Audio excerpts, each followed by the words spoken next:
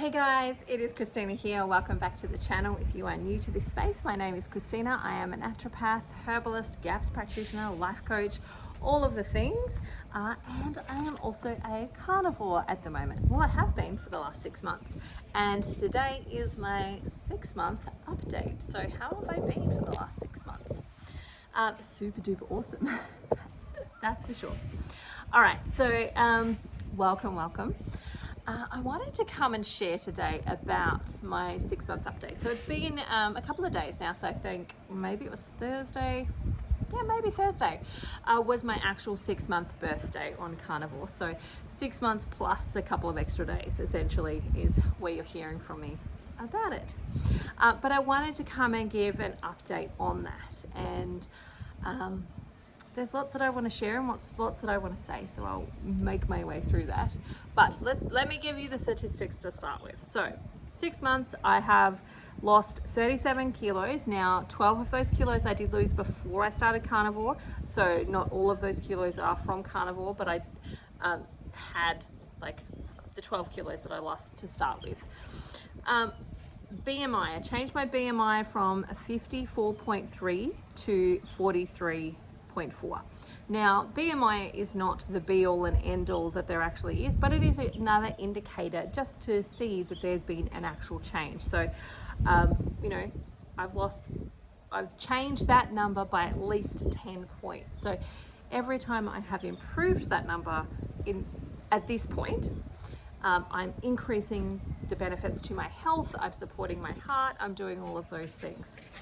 Waist, so my waist is reduced by 24 centimeters, my hips are reduced by 27 centimeters, my arms are reduced by 11 centimeters, thighs 17 centimeters, and chest 32 centimeters.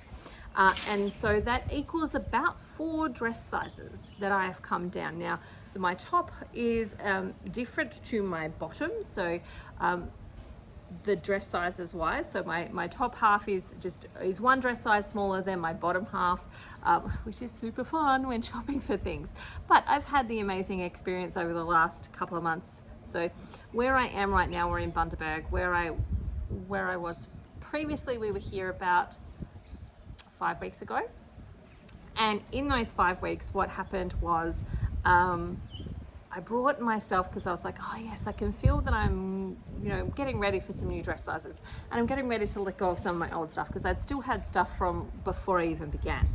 And I was like, yeah, I need some new pajamas and I need some new etc. etc. So I bought some, but I bought them in the size that fit my top but not my bottom, and only just kind of fit my top. And so I bought them with both the aspiration, the hope that they would fit straight away, but also the aspiration that if they didn't, that it wouldn't be long that they would. And so I'm now back in the same caravan park that I was in when I bought those, and they actually fit. So before they didn't quite fit, like I could get them on, but they were too tight to sleep comfortably in. Like when you're asleep, you want to be nice and relaxed and everything hangs out and all of the stuff. And so they were too tight for me to sleep comfortably in. Now they fit just nicely and I wear them all the time, which is super duper awesome, and that's an amazing experience as well. I have some other things, like I bought, when we were in Maryborough, I brought myself a pair of those kind of jean shorts, and they were the next size down.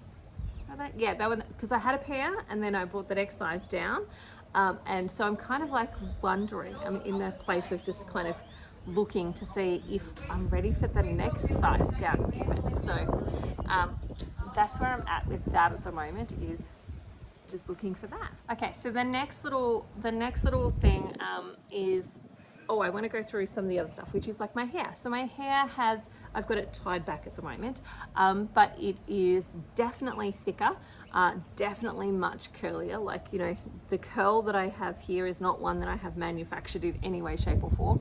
It's basically I washed my hair and it dried. So it has become exponentially curly, which I've always had a wavy curly kind of hair, but usually when it's short, it's actually straighter than when it's long.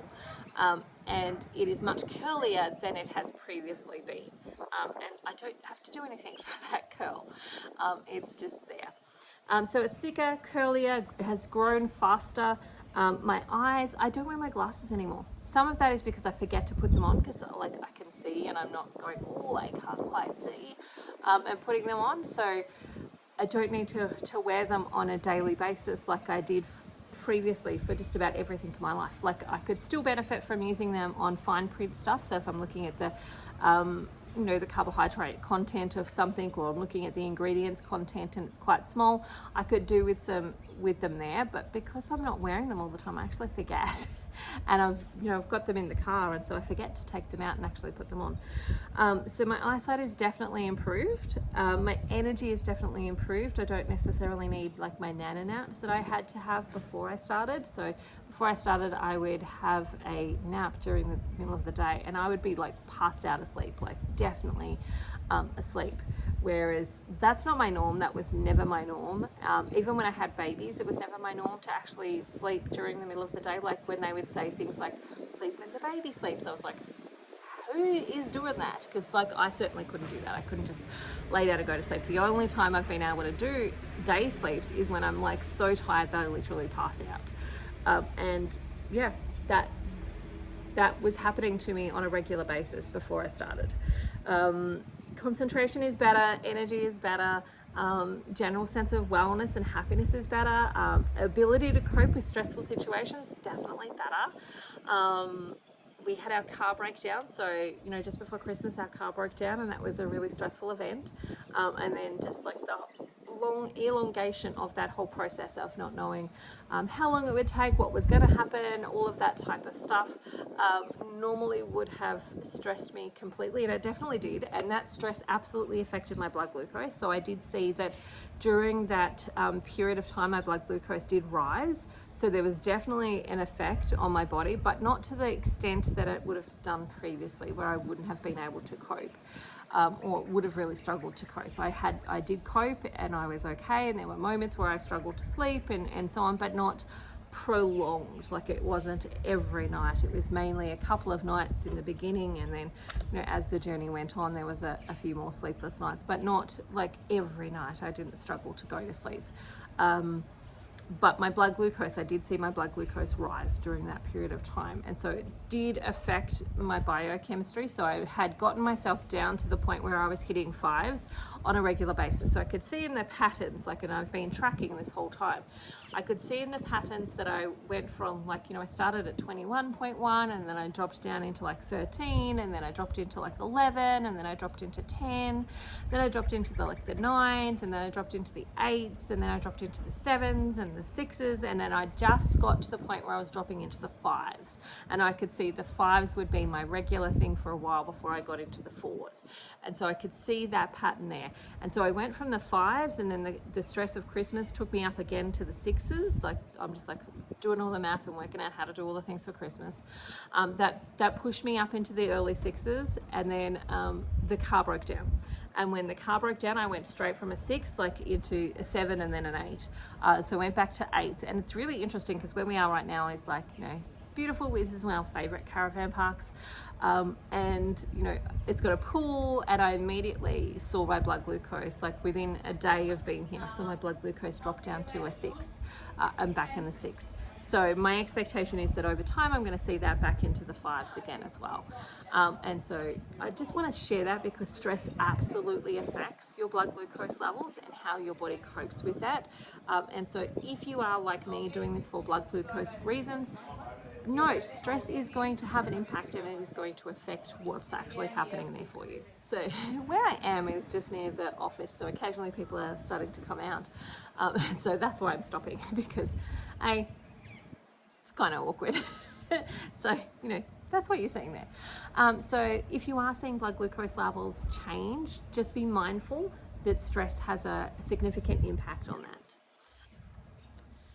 And while I'm talking about blood glucose levels, I think it's important to also add into that mix that our blood glucose does tell us different things about what's actually happening, which is one of the reasons that if I can get my clients to test their blood glucose and their ketones, I find it really, really helpful because it can just give me some insight and some understanding about what's actually happening for them, especially the longer we take data. So the more we take data, the longer we can actually see patterns, and we can see different things happening within those patterns. And so generally speaking, and I'll just give you a little snapshot here, I am going to do a masterclass on this. So if you are in my if you're on my Facebook page, or you're in my Natural Path membership, you'll be privy to that masterclass. But if you're not, I will advertise it in those spaces so that you can certainly join along and actually learn all about blood glucose and how it affects your body and what's happening there. Okay, so generally speaking, when it comes to blood glucose levels, your fasting blood glucose gives us feedback about your liver. It's about what's happening overnight and how your liver is actually functioning. So there can be a couple of reasons why your blood glucose is risen in the morning, and some of those can be that you've got excess glycogen. So for me, I've definitely had excess glycogen, and that is stored as fatty liver. So if you've got a fatty liver and it's non-alcoholic fatty liver, essentially those fat stores that are around the liver are the storehouse of glycogen. So there's been too much energy. I call it the Bank of Christina. For me, I've got this Bank of Christina that's been hanging around my liver just waiting to be used, and now I'm giving it the opportunity to be used. And so it's going to take a while for my blood glucose to come back into a completely normal range. So I want to see it underneath a 6 on a regular basis. I also then want to actually see it underneath a 5 on a regular basis. So I really want to see my blood glucose anywhere between 3.5 to 4.5. That's kind of where I want to get it to. But it's going to take time for that to happen, because I've got this bank of energy that I've put into my body previously that now has to be used up before it can actually start to rebalance homeostatically really, really well. And so fasting blood glucose can be because you've got this bank of extra glycogen that's there. And glycogen is essentially just a stored version of glucose. And so it's just stored, and your liver releases it in response to there not being any food. So for example, if you don't eat, your body just goes ahead and feeds you from that store bank. And so for me, my body's got to use up the extra meals, the extra glycogen that's sitting in those storehouses, and actually move that through. So it's going to take time before that blood glucose comes completely down into normal range, where I actually want it to be. But if that's not the case, then the other thing can be because there's some type of stress. So for example, your body is struggling with detoxification. It might be finding it a little bit more challenging. You might have a lot of stress in your life. All of that type of stuff will also raise that blood glucose in the morning, that fasting blood glucose. Now, blood glucose after a meal is more predominantly in connection with what you've actually eaten. So for example, you've had your meal, and in response, your body has done some biochemical changes, and the blood glucose is risen after that meal. Now, for me and a lot of people who are like me doing carnivore or keto, for example, their after meal blood glucose has come back down to normal. So it's within normal range, and generally speaking, I will often see that my blood glucose after eating is actually a lot better than my fasting blood glucose. Now, that's because it's all about the food that I've eaten and my body responding to the food that I have eaten. Whereas the other one is about my body responding to the stress that I have in my life, my liver function, and my stored glycogen. And so testing those two, or testing them over the course of a day, can be really helpful in actually starting to ascertain and figure out what's actually going on. Like ketones can be really beneficial as well, because I do have a goal when it comes to ketones, and that is to get my body to the point where it's generally hitting a 3 or getting close to a 3 when it comes to ketosis. Now, ketosis is really just our body using fat as our fuel source. And so our brain can run on ketones, our body will run on ketones, and we're using like that, seeing that in our blood is really just a representation that our body is using fat as our fuel source. So I want that to happen, because I want more excess fat to come off of my body, and I want my body to use up those storehouses from those fat cells that I've previously filled up with food.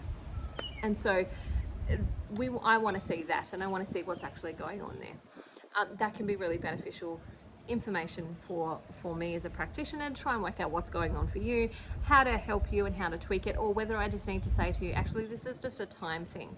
Like, we can see that there's a pattern, it's coming down, your body is responding, but it's a time factor of how long is it going to take. Now, depending on how sick you are or how long you have been, like me, overweight, will depend on how quickly that process changes. So if it's only been a short amount of time, it generally responds fairly quickly. If it's a long amount of time, it's going to take a lot longer to come down. But remember, it took time to get there. So it's going to take time to undo that as well. So give yourself that break of time and allow yourself to get there. But overall, I want to say this has been a really phenomenal 6 months. Lots has changed for me in regards to my physiology, but also my mental mindset. Like, I really wish if I could go back, and I asked this question on TikTok, if you could go back and tell your younger self something, what would you say? And what I would tell my younger self is actually just eat meat. Just eat meat and focus on that. If I could have told myself that earlier and listened and actually done that, there's a lot of baggage of stories and mental meanings about things that I didn't need to have. There is also a lot of damage that's done to my body. So for example, like, I've definitely got like chicken wings, and you know, at some point in time that will empty out of fat, but I'm probably going to have some excess skin there. And at that point, then I will need to decide, do I do anything or do I just leave it? And I've seen some great people have some success with things like autophagy, to actually, you know, help reduce that. I've seen some people do some muscle building exercises that's helped tone that a little bit, but I may still have that for the rest of my life. So the damage is already done. I've seen other people who have just had tummy tucks because they've, you know, been carnivore for 4 years now. They've gotten rid of all their fat, but the skin is still there, so they've had a tummy tuck to improve that. That may be something that I need to think about in the future. Not yet, because I'm not yet there, but you know, the damage has been done, and some of that damage might not have needed to be done if I had been okay with, or had somebody tell me what I know now in regards to, you know, fat and protein, and focusing on those versus the carbohydrates, and you know, changing the mental cycle of what we eat and how we eat and when we eat, along with the social constructs, which is all a part of it, which would have been the hard part. And I wish I knew all of that stuff earlier so I didn't have to have the damage, but hopefully me knowing that means that at some point I can teach that to other people, or I can prevent other people from having to go down that pathway, or at least guide the way on how to get back. All right, that's it for me today. I hope you have a most amazing day ever. Note, I am doing more carnivore interviews, so conversations with carnivores. If you are a carnivore and you're watching this and you want to be on one of my interviews, please feel free to leave me a comment and let me know. I would love to have you on conversations with carnivores. So I've got more of those booked in, so look out for those videos as they're coming. Remember to like and subscribe, share this video with your friends if you want to.